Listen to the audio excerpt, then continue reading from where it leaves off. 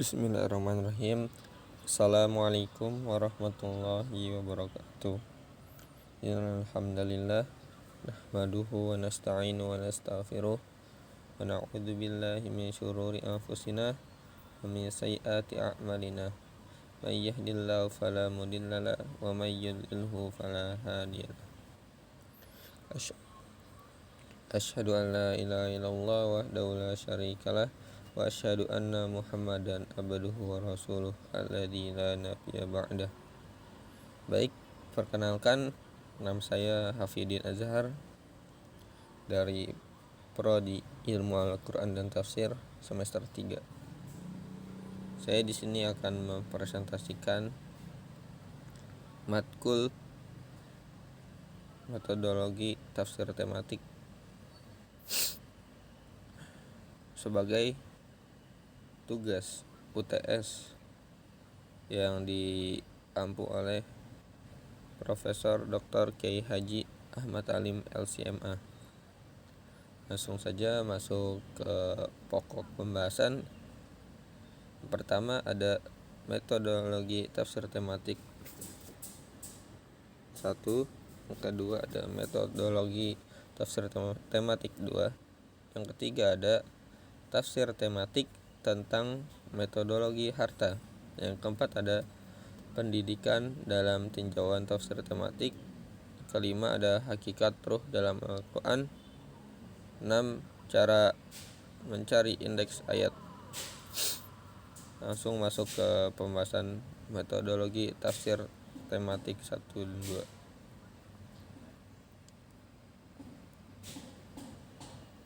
Manfaat metodologi tafsir tematik ialah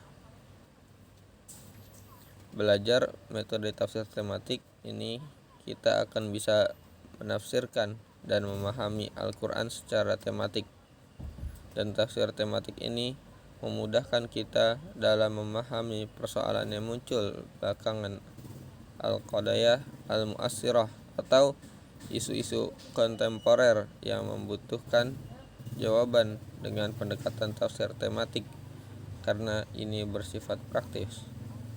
Adapun problem dalam menafsirkan ialah menafsirkan Al-Quran kalau tidak berdasarkan ilmu ini sangat berbahaya, karena di kalangan mencoba menafsirkan Al-Quran dengan bermodal perasaan dan pengalaman pribadi yang tidak berlandaskan ilmu sehingga cocok logi.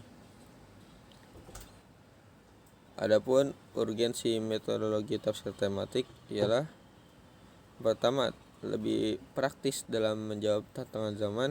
Yang kedua, dapat mengetahui hubungan dengan persesuaian antara beberapa ayat dalam satu judul bahasan. Yang ketiga, tafsir maudu'i mencakup seluruh disiplin ilmu dan efektif kajian tematik. Yang keempat, mempermudah para akomodasi untuk mengetahui secara sempurna sebagai macam topik dalam Al-Quran dan pembahasan yang lebih fokus dan menyeluruh. Yang kelima, mempermudah para akomodasi untuk mengetahui secara sempurna berbagai macam topik dalam Al-Quran dan pembahasan yang lebih fokus dan menyeluruh. Adapun sejarah tafsir tematik ialah tafsir tematik bukan kajian baru dalam Islam. Peletakan dasar telah dimulai sejak zaman Rasulullah SAW, yaitu ketika beliau menafsirkan dengan ayat lainnya yang semisal periode Rasulullah dan sahabat. Sebagai contoh, ketika Rasulullah SAW menafsirkan surat Al-An'am ayat 82 tentang konsep jiwa, bahwa jiwa akan tenang jika tidak akan tercampur dengan kezaliman. Maka sahabat bertanya, apa yang dimaksud dengan kezaliman dalam ayat tersebut? Masuk ke periode sahabat. Pada zaman sahabat ini ada beberapa madrasah. Yang pertama ada madrasah Mekah atau madrasah Ibnu Abbas yang melahirkan mufasir terkenal seperti Imam Mujahid bin Mujahir, ada Ikrimah Maula Ibnu Abbas, Taus al-Yamani, dan Atha bin Robah. Yang kedua ada Madrasah Irak atau Madrasah Ibnu Mas'ud. Di antaranya yang terkenal adalah Al-Aqamah bin Qais. Yang ketiga ada Madrasah Madinah atau Madrasah Ubay bin Ka'ab yang menghasilkan pakar tafsir seperti Zaid bin Aslam, Abu Aliyah, dan Muhammad bin Ka'ab Al-Quradi. Langsung masuk ke periode tabi'in.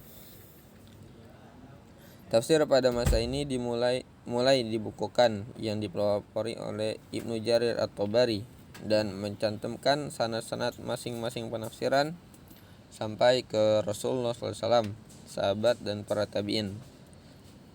Generasi mufasir yang datang setelah Ibnu Jarir at-Tabari mulai mengembangkan spesialis tafsir menurut bidang keilmuan para mufasir. Pakar fikih menafsirkan ayat Al-Quran dari segi hukum seperti Al-Qurtubi. Pakar sejarah melihat dari sudut sejarah seperti At-Tastalabi dan Al-Kazin, dan seterusnya. Masuk ke periode setelahnya. Periode berikutnya lebih mengkerucut lagi atau lebih spesifikasi lagi yang dikenal dengan metode tafsir maudhu'i, yaitu membukukan tafsir menurut suatu pembahasan tertentu sesuai disiplin bidang keilmuan, seperti yang ditulis oleh Az-Zarkashi dalam Al-Burhan atau Ibnu Qayyim dalam kitabnya At-Tibyan dalam tataran akomodasi. Tafsir tematik abad ini dipelopori oleh para ulama Al-Azhar seperti Profesor Mahmud Shatut pada Januari 1960 yang termuat dalam kitabnya Tafsir Al-Quran Al-Karim. Masuk ke tafsir tematik tentang metodologi harta. Kajian relevan pada zaman terdahulu ialah ada Abu Ubaid Al-Qasim, kitabnya itu Al-Amwal. Yang kedua Ahmad bin Yahya bin Ibnu Jarir Al-Baghdadi, kitab An-Nuqud. Yang ketiga ada Al-Qutaibah, kitabnya Al-Amwal. Ada Abu Hafs Al-Daudi Al-Maliki, kitabnya Al-Amwal juga. Masuk ke pembahasan dalam sistem ekonomi kapitalis Rasul Ma'aliyah. Kepemilikan harta adalah mutlak milik individu yang tanpa batas atau private property. Dari konsep ini lahirlah sistem bunga, monopoli, privatisasi, dan kebebasan dalam menumpuk harta. Sementara dalam ekonomi sosialis atau syuyu'iyah tidak dikenal dengan kepemilikan individu atau private property.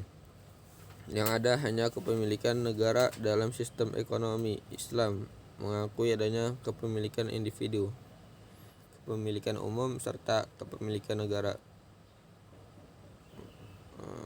Menyusun jurnal dan makalah metodologi tafsir tematik, itu ada latar belakang, kajian teoritis, kajian tafsir, dan pengembangan. Masuk ke bab tentang pengembangan dalam tinjauan tafsir tematik.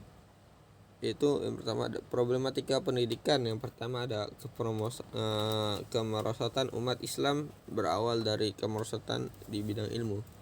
Yang kedua ada disorientasi dalam mencari ilmu. Yang ketiga ada cengkraman peradaban barat mewariskan dikotomi ilmu antara science dan knowledge atau antara agama dan umum. Masuk ke hakikat ruh dalam Al-Quran. Adapun secara bahasa ialah bermakna an-nakhu yang artinya tiupan. Aru artinya jiwa yang dengannya badan menjadi hidup. Masuk ke penafsiran Al-Mawardi tentang Ruhul Kudus, yaitu pertama, kami berikan bukti-bukti yang jelas berupa Injil. Yang kedua, mukjizat. Jadi salah satu mukjizat Nabi Isa dengan izin Allah ialah Nabi Isa bisa menghidupkan orang mati, kemudian orang yang sudah dicabut ruhnya kemudian dikembalikan lagi oleh Nabi Isa dengan izin Allah. Itu disebut Ruhul Kudus atau makna yang kedua. Yang ketiga, suci. Cara mencari indeks ayat. Langkah-langkah mencari indeks ayat yaitu kita harus menentukan tema terlebih dahulu, mengumpulkan ayat baik dengan isim dan fi'il, diurutkan ayat-ayatnya, dikaji dan dicari tafsirnya, dan menyusun sistematika penulisannya. Mungkin cukup sekian dari saya. Mohon maaf jika banyak kesalahan kata dan dalam cara pembacaannya. Mohon dikoreksi dan semoga saya diberi